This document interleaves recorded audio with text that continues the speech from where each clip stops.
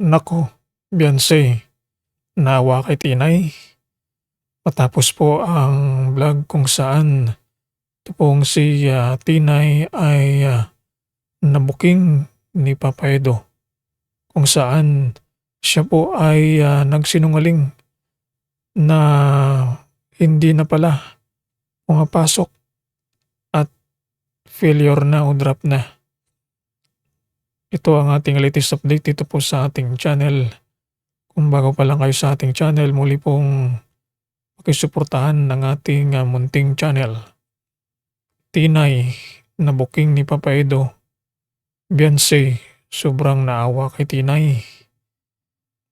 Ito po ang ating reaksyon dahil itong si Tinay ay nabuking ni Papa Edo.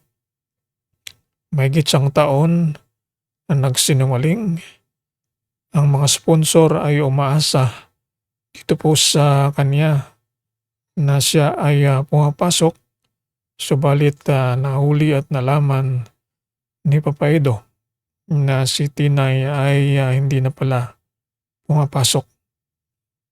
Kaya ito pong sila Early at ang isa pang kasama na Bini ay naiyak sa mga nangyari dahil ang pagsasamahan nilang dalawa at ang paalala ng dalawa kay Tinay, maging si Papa Edo ay hindi nagkulang sa mga paalala sa kanila ng mga benepisyari niya.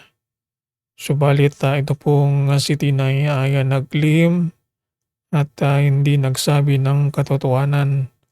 Inilihim ang tunay na sitwasyon at panluloko na rin dahil pinakita ito pong grades na edited at nabuking doon po sa registrar na siya po ay may bagsak at hindi na pumapasok sa pag-aaral. Isang taon na hindi pumapasok.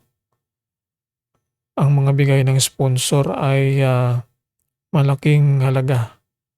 Ito po sa kanya upang matulungan sa kanilang mga pag-aaral.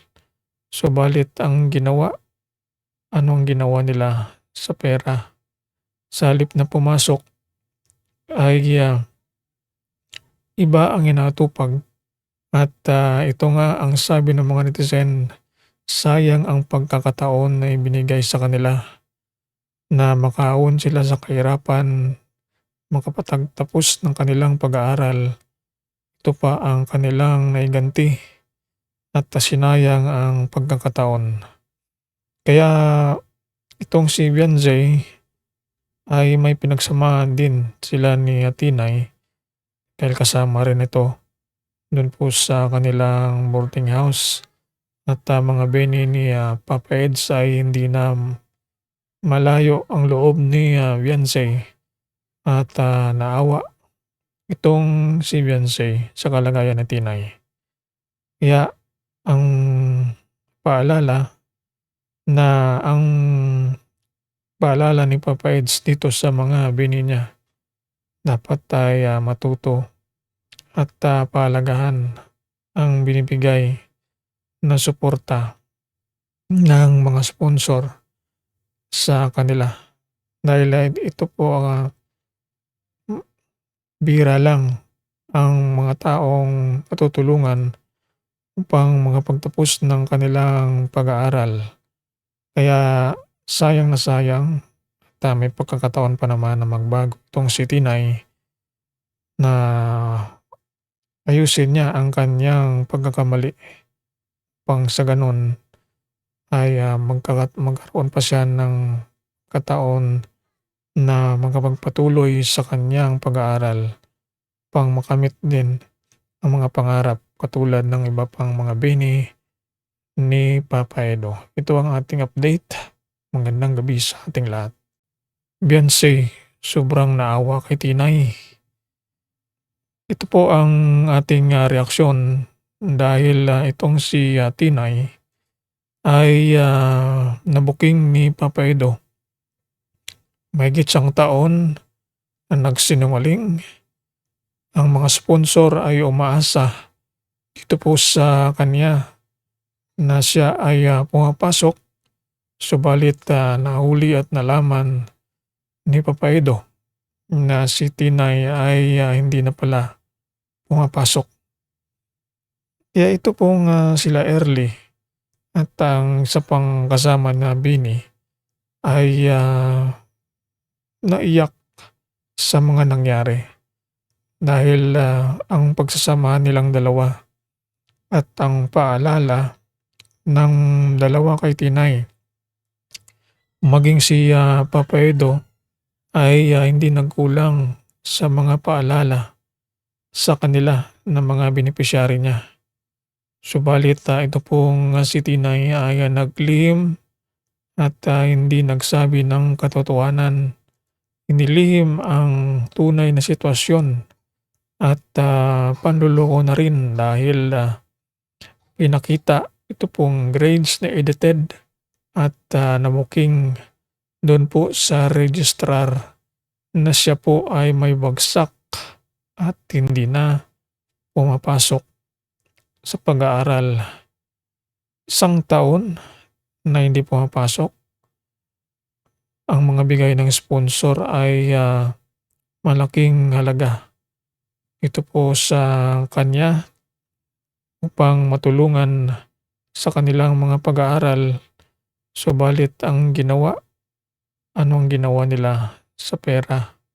Sa halip na pumasok ay iba ang inatupag at ito nga ang sabi ng mga netizen, sayang ang pagkakataon na ibinigay sa kanila na makaahon sila sa kahirapan, makapagtapos ng kanilang pag-aaral.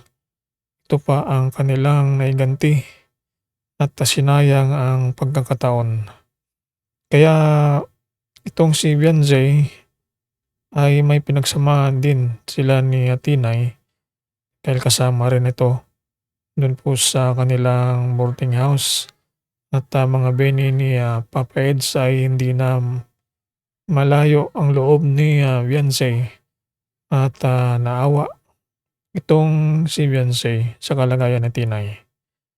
Kaya ang paalala ni Papa Eds dito sa mga bini niya, dapat ay matuto at pahalagahan ang binibigay na suporta ng mga sponsor sa kanila. Dahil ito po bihira lang ang mga taong patutulungan upang makapagtapos ng kanilang pag-aaral. Kaya sayang na sayang at may pagkakataon pa naman na magbago itong si Tinay na ayusin niya ang kanyang pagkakamali pang sa ganun ay magkaroon pa siya ng kataon na makapagpatuloy sa kanyang pag-aaral pang makamit din ang mga pangarap katulad ng iba pang mga bini ni Papa Edo. Ito ang ating update. Magandang gabi sa ating lahat.